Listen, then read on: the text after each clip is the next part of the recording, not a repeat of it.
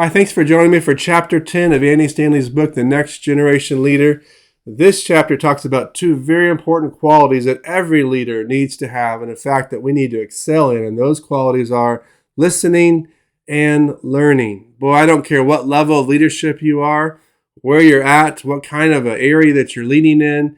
Listening and learning are the qualities that we need to excel in to really be effective. He starts off this chapter with a quote from Ken Blanchard. It says, "I believe providing feedback is the most cost-effective strategy for improving performance and instilling satisfaction."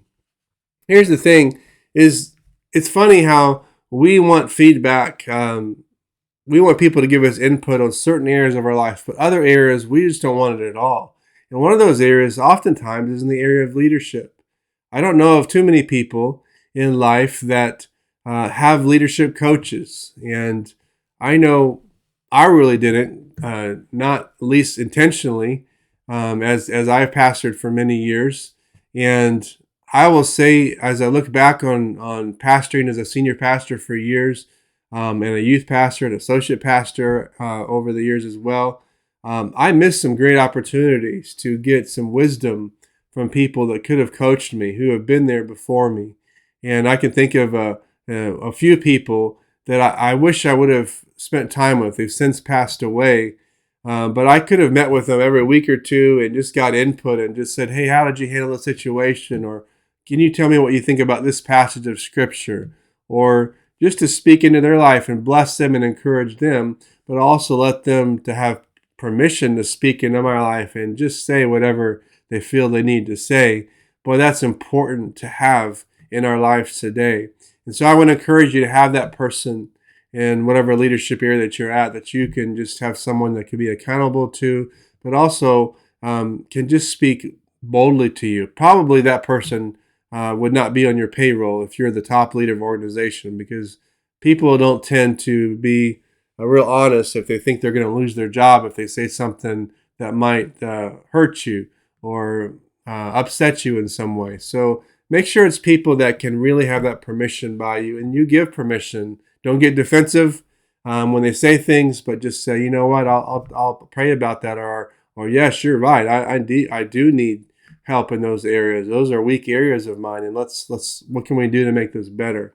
And so I wanted to start off by talking about that. And so he says here, "You will never maximize your potential in any area without coaching." That's quite a bold statement. You'll never, that's a word we don't use a whole lot of times, but never maximize your potential in any area without coaching. In other words, someone else has already done what we've done before, most likely. And without someone to push us and encourage us in the right way, we can never get to that level where we need to go to really have the most success. And so I agree with that statement that we really need coaches in our lives. And sometimes we might think, well, I'm older now, and so I've had a lot of experience. I think I got these things down. I don't really need a coach. He says about that age and experience don't necessarily make us better. Age and experience have a tendency to leave us in a rut, doing the same thing the same way with no one around to spur us towards change. Wow, that's true. That's not only true for an individual, it's true for teams that are working together, colleagues, people in your leadership structure, church leaders. If as a team we're not getting input from people on the outside, or if we think that this group is the only group that people that can rely on, and then that we got it all ourselves. We have the wisdom of God, just the 5 of us or 6 of us or 10 of us or whatever. That's a dangerous place to be, because if we don't take input from the people around us, or even people outside the organization, or relationships that we have that are close to us, if we don't need those, or feel like we don't need those, then we put ourselves in a dangerous spot to be in a rut where we're going to just stick with doing the same thing forever. And some of the same things that we do are really good, but there are some things in life, as we go on and we grow and the culture changes, that we do need to tweak and change. And so we want to have that environment around us where people can speak into our life of ourselves or as a team and say, hey, would you consider this?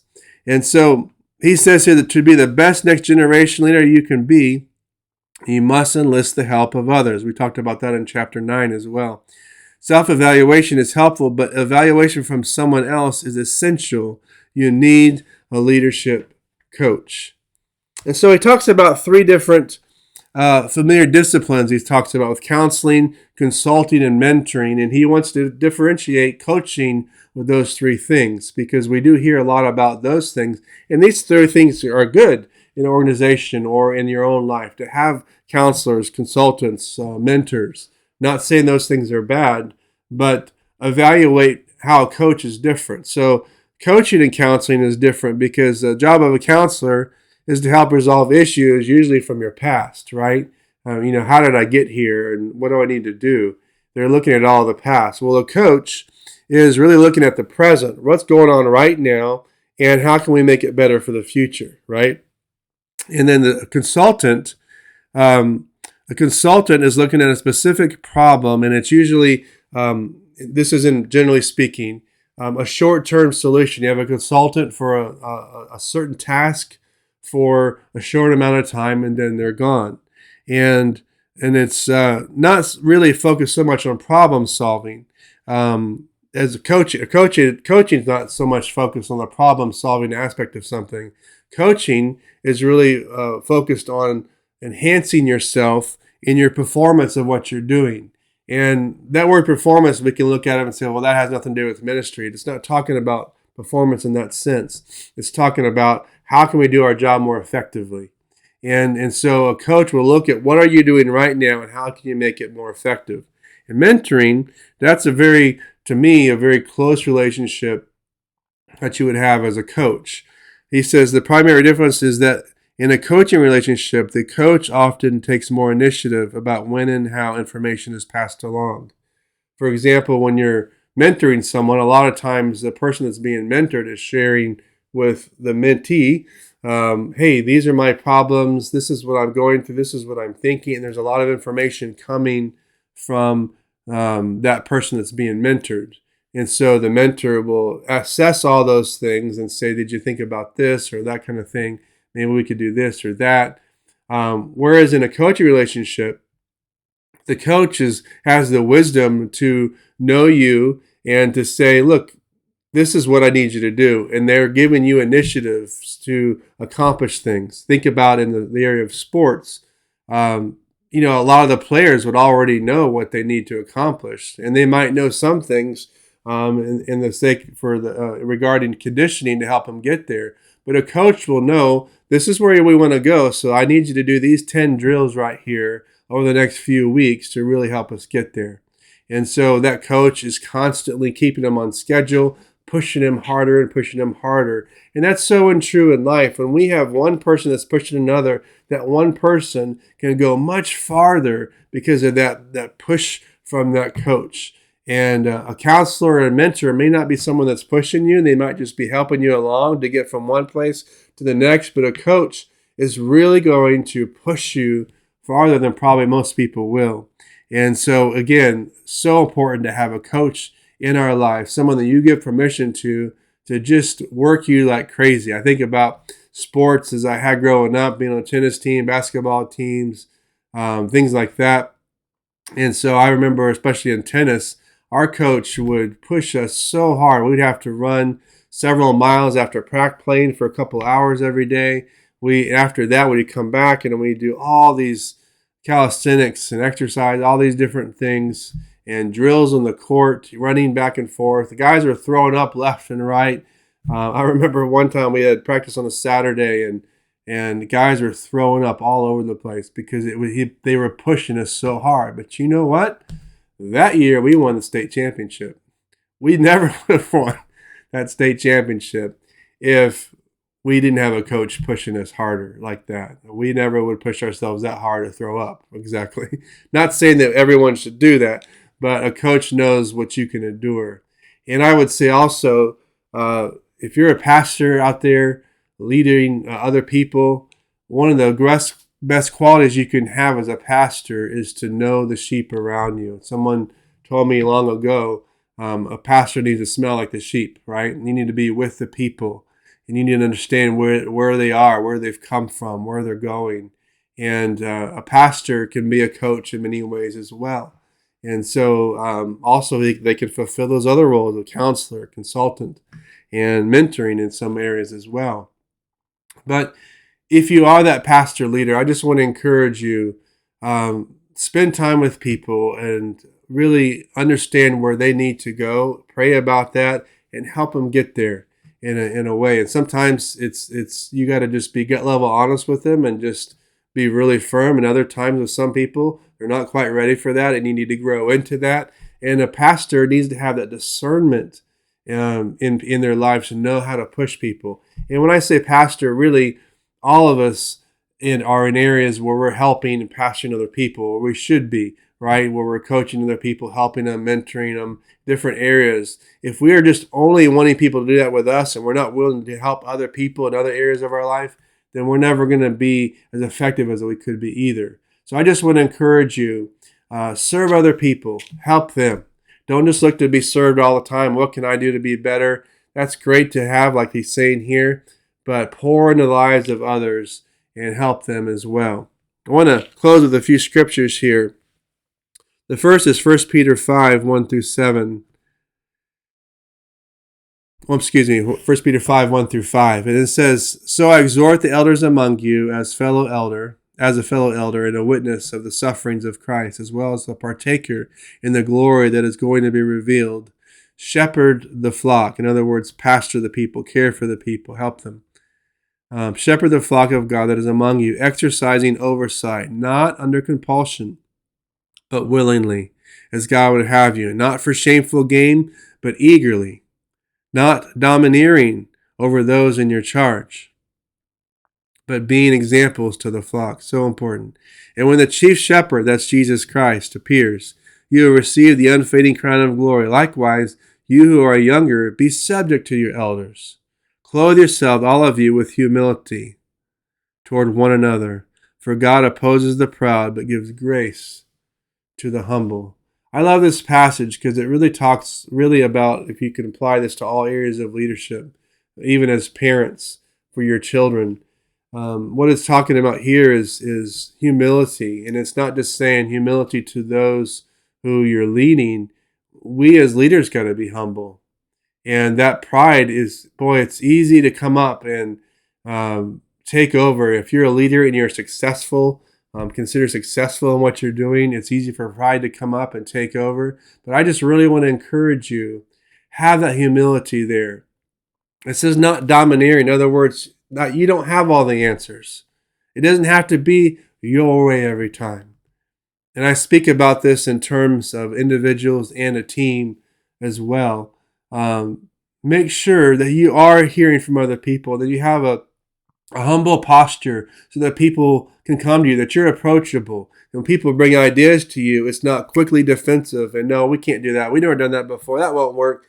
Boy, I could tell you, I've heard that so many times before, and I just want to encourage you, man, don't be defensive like that, quick to react. Sometimes God will give an answer that you need to unlock your organization through someone that doesn't normally sit around those tables of influence.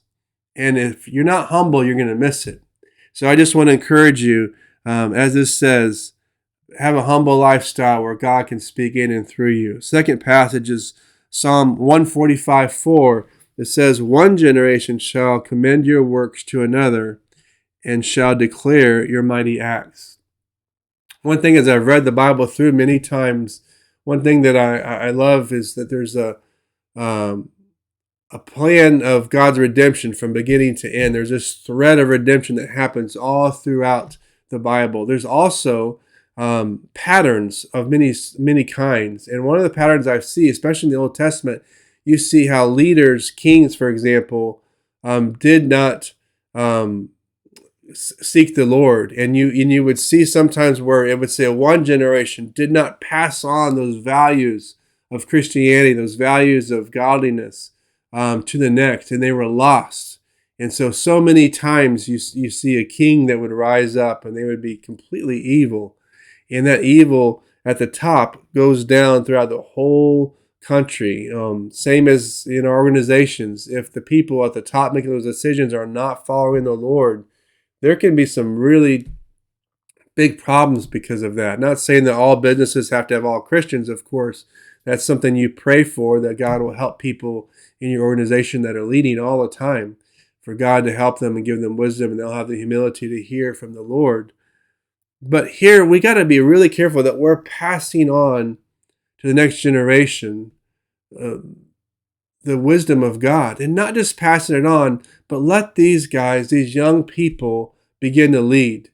As a youth pastor, one of the things I think I did well, my wife and I, that we did well, was that we tried to give every young person some responsibility in the youth group. Now, of course, they weren't paid, but we would find ways to say, hey, can you watch the snack machine, the snack bar tonight? Can you help us with sound and lights? Can you help us on the cameras? Can you help us with visitation? Hey, you're outgoing. Would you help look for people that are introverts and kind of befriend them and introduce them to your friends? And we would have, I think we created 10 different teams that people could serve on. And in doing that, we created teams that would involve all different types of personalities. And so we got people invested in to the youth ministry, and boy, it was amazing. I know some people told me later the reason why they kept coming is because they had a job to do that night. Right? Everyone wants to fit in. Everyone wants to hear someone say, hey, can you lead this for me? And even at a young age or older ages, we need to give people those opportunities to lead. And so in your organization, I would just encourage you, find ways for people to lead. Don't give them 50 different things they have to do before they can do that. Of course, there's some criteria for leadership, especially with bigger situations, but find some things for people to do. Help them in the parking lots, maybe helping to park people, hospitality, prayer ministries, all kinds of things that people can do in all different levels to really help other people and to feel like they're a valued part of a team. And so I just want to encourage you, pass those things on. I've heard the stat for many years. As a youth pastor, I would hear this stat and it would always bother me. And the stat was that at least 70% of the young people that are in church when they're a senior and they graduate, 70%, 7 out of 10 that is, will never go and be plugged into a church again after that. Man, I could not stand that statistics, and I really began to seek the Lord about it. And what I found, I believe, was that the reason why is because they were faithful in a youth group, but at church on Sunday morning was completely different. You don't see a lot of times with churches that have young people serving. And so coming out of youth group and going to a church, they don't know how to make that connection. So youth pastors, I want to encourage you, not only get young people serving in your youth ministries, but find them a way to serve on Sunday mornings or Saturday nights whenever your church is leading, so they can be connecting to that group as well. I would have young people, even middle schoolers, running lights in our church, helping in different areas. And then we would do regular times once a month where the youth and kids could help. And there would be an usher that would help them as they're receiving offerings. They would just model, what this is like, and they'd be right there with them. And so we would put the youth and the young people right in the forefront of our services. And so there's many things you can do about that. And I believe doing that helps people make that connection, because you want those young people to already, when they're graduating, to say, I have been serving here already for a couple of years, running these lights or doing this or that. Now, if I move and I go to another school, if there's college or whatever reason, my career is changing, I want to find a way to connect and be part of a church when I move. And so part of that is passing that on to the next generation. And a coach is doing that. You're listening to people. You're saying, what do you want to do? And stuff like that. Hey, I want to get you in this area. And you pass them on to another coach. You can mentor them and help them in those areas as well. 2 Timothy 2:2, close with this. And what you have heard from me in the presence of many witnesses, entrust to faithful men who will be able to teach others also.